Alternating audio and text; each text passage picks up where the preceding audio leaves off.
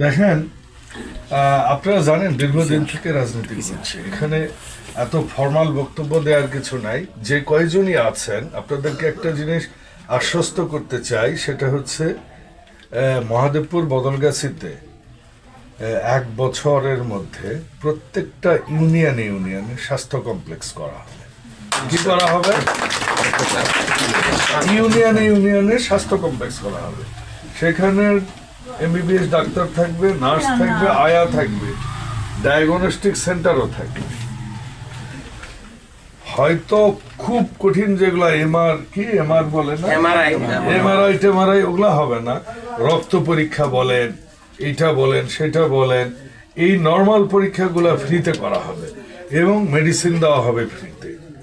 তারপর পল্লী চিকিৎসক নিয়োগ করা হবে প্রত্যেকটা ওয়ার্ডে। কি বলেন?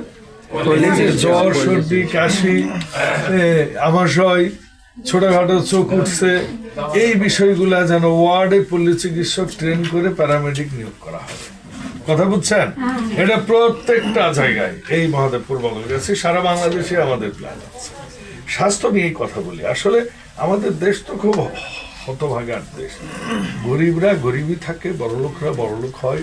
বড়লোকের স্বাস্থ্য সেবা বিদেশে হয়, এসি রুমে হয়, গরিবরা কষ্ট করে চলে।